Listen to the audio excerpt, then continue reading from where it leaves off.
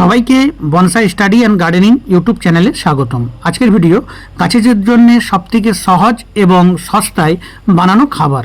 এই যে লক্ষ্য করছেন উপরের অংশতে রয়েছে সবজির কুচো এবং নিচের এই যে অংশটা এখানে 2 থেকে 2.5 ইঞ্চির মতো বালি দিয়ে দেওয়া হয়েছে, ওইখান থেকে ফিল্টার হয়ে জলটি বাড়বে। এই যে লক্ষ্য করছেন উপর থেকে সবজির যে কুচো তা কিন্তু পচে গিয়ে ওই বালির ফিল্টার হয়ে নিচের যে অংশ রাখা হয়েছে ওইখানে এসে সঞ্চিত রয়েছে এবং সেখান থেকে আমি জলটাকে সংগ্রহ করছি। এবং এই যে মগ লক্ষ্য করছেন, এই মগে আমি 1 মগের মতো সংগ্রহ করব এবং আমরা বাড়িতে সবজির কুচো যেগুলো আমাদেরকে ফেলে দিতে হয় তা যদি আমরা একটা সুন্দরভাবে আমাদের গাছেদের জন্য যদি আমরা কাজে লাগাই, কারণ সবসময় কিন্তু বাজার থেকে সার কিনে আনা সম্ভব নয় এবং তা হয় সবসময় রাসায়নিক।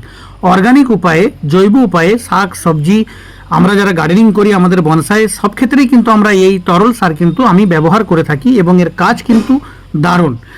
কিন্তু এর কিছু উপায় রয়েছে। আপনারা এই যে সার লক্ষ্য করছেন এটি যদি ডাইরেক্ট গাছের গোড়ায় দিয়ে দিবেন তাহলে কিন্তু গাছের মৃত্যু কিন্তু অনিবার্য।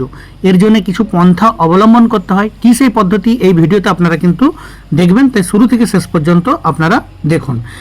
এই যে আমার তৈরি করা যে অংশ সেখান থেকে আমি ওইখান থেকে নেবার পর আমার ঝাড়িতে আমি জলটি ভরে নিলাম 1 মগ। আজকে আমি 1 মগ জলই ব্যবহার করব এবং এই যে লক্ষ্য করুন এইভাবে আপনারাও কিন্তু তৈরি করবেন।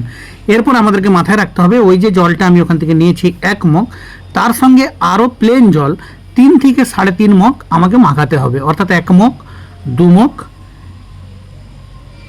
3 মগ এবং আর সামান্য অর্থাৎ 3.5 মগ, 4 মগ হলেও কোনো সমস্যা নেই। এবং এই যে গাছগুলি আমি কিছুদিন আগে রোপণ করেছিলাম মাটিতে, কিছু পেঁপে চারা, কিছু কলা চারা, কিছু লেবু চারা, এগুলি আমি মাটিতে রোপণ করেছিলাম এবং হালকা হালকা করে কিন্তু এরা নতুন পাতা ছাড়া শুরু করেছে। নতুন পাতা ছাড়া শুরু করা মানে এবার এদের সারের প্রয়োজন। আমি কিছুদিন আগে কিছু সার এদের গোড়ায় দিয়েছিলাম।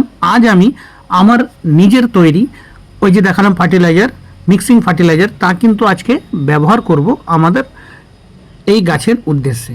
এবং এই ফার্টিলাইজারের মধ্যে নাইট্রোজেন, ফসফেট, পটাশ এবং বিভিন্ন জৈব উপাদান এবং অনুখাদ্য সব কিছুই কিন্তু রয়েছে। এই যে লক্ষ্য করুন এই পেঁপে গাছগুলো, এতে কিন্তু আমি দেব যেভাবে আমি যে প্রসেস বললাম ওই প্রসেসে আপনারা ওই সারকে ওখান থেকে বার করে আপনাদের গাছে যদি আপনারা দিতে পারেন, গাছের কিন্তু গ্রোথ, গাছের মানে কালার সব কিছুই কিন্তু দারুণ থাকবে এবং গাছগুলি পরবর্তীতে ব্যাপক হারে ফুল ফল সব কিছুই কিন্তু দেবে।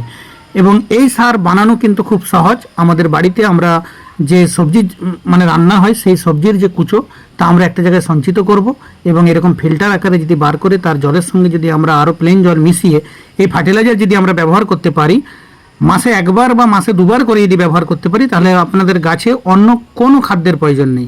এই ছিল আজকের ছোট্ট ভিডিও। সবাই খুব ভালো থাকুন।